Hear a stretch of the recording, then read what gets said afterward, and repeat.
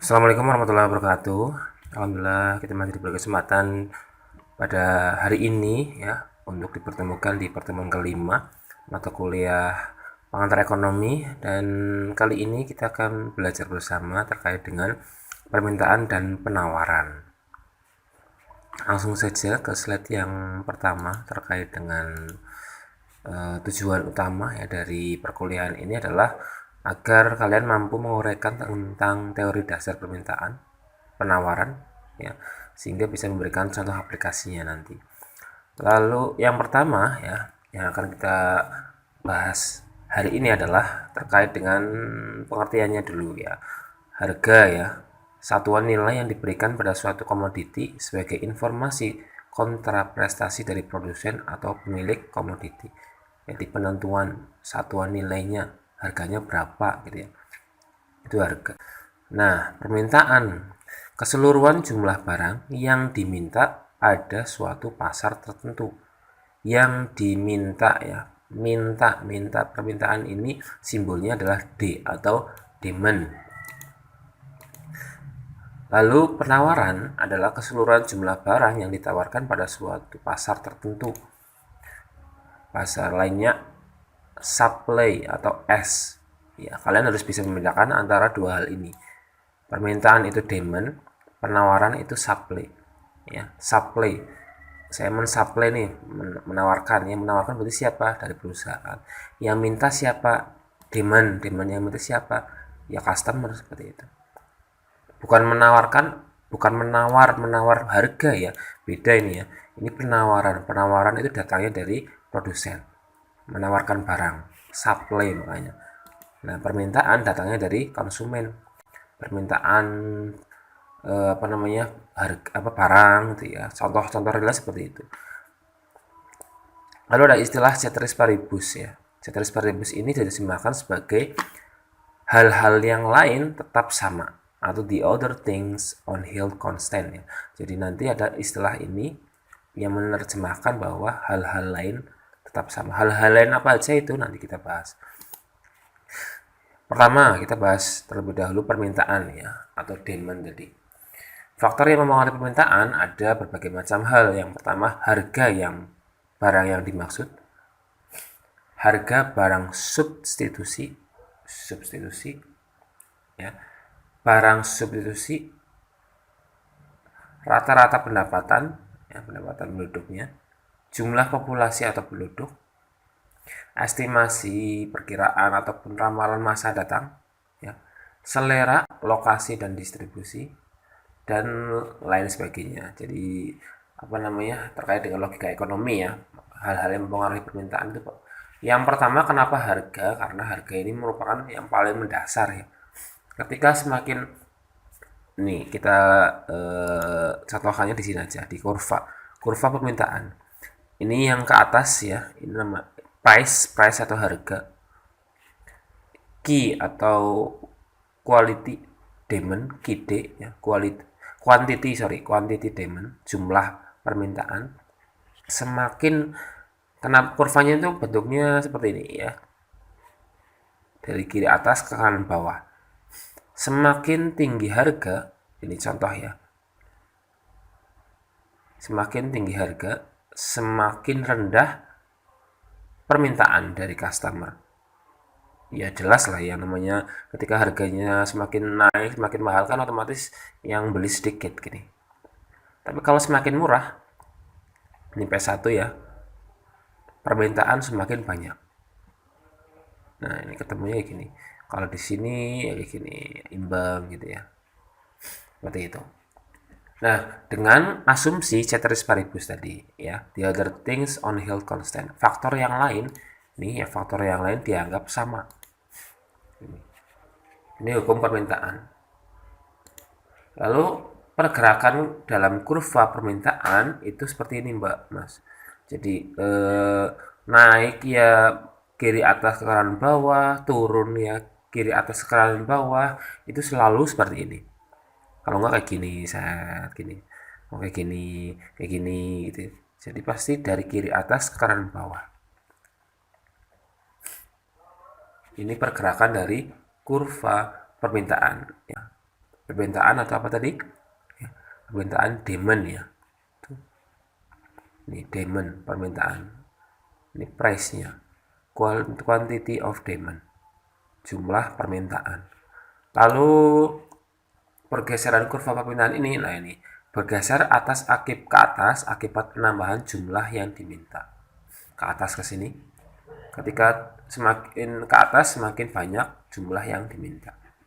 Bergeser ke bawah akibat pengurangan yang diminta. Jelas ya. Semakin ke sini semakin berkurang. Karena ketemunya di sini sih. Ya, seperti itu. Mudah-mudahan sampai di sini paham ya. Lalu penawaran ya, penawaran atau supply. Ini harus diingat terus karena demand and supply ini kadang terbalik ya, jangan sampai terbalik. Kalau permintaan itu demand, penawaran itu supply. Faktor yang mempengaruhi penawaran jelas yang pertama pasti harga. Harga itu faktor yang mempengaruhi permintaan dan penawaran yang paling utama. Yang kedua, barang substitusi. Struktur biaya atau barang substitusi itu pengganti ya. Ada substitusi, ada komplementer. Oh ya, tadi saya lupa menjelaskan. Substitusi itu pengganti, komplementer itu pelengkap. Ya kalau enggak nanti di browsing aja lah ya. Ini saya jadi substitusi. Jadi ada yang namanya struktur biaya harga barang baku. Ada orientasi produksi. Ya. Ada estimasi atau perkiraan harga. Kebijakan pemerintah juga mempengaruhi penawaran dan lain sebagainya. Ya, ingat logika ekonomi. Jadi banyak faktor yang mempengaruhi. Cuma faktor yang paling penting di sini adalah dan paling utama adalah harga.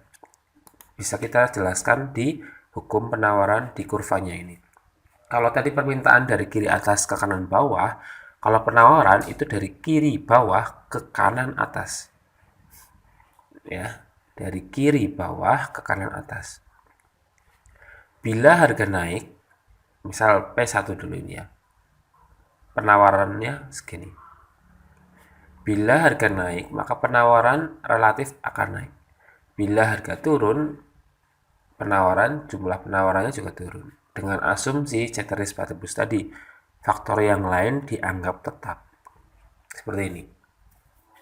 Nah, harganya segini ya, 1.000 misalnya. Penawarannya 1.000. Harganya 1.500 ya. Penawarannya 2.000 misal. Ini penawaran dari penawaran dari produsen. Itu. Kalau tadi permintaan itu sudut pandangnya dari customer, kalau penawaran sudut pandangnya dari produsen. Itu pasti akan seperti ini terus. Nah, pergerakannya pun seperti ini, Mbak, Mas. Ini harga, ini QS, quantity of supply ya. Pergerakan sepanjang kurva penawaran hanya terjadi bila harga berubah ya. Bisa ke atasnya segini, bisa segini ya. Ini kurva penawaran. Kenapa ketika Pak kok harganya tinggi penawarannya juga tinggi gitu ya? Ya karena ketika perusahaan mengeluarkan biaya sekian ya untuk produksi, otomatis dia pengen menawarkan yang banyak kan ke ke customer. Nggak mungkin semakin kesini ya semakin kayak gini, ketika jumlahnya besar tapi penawarannya sedikit, ya nanti rugi perusahaan.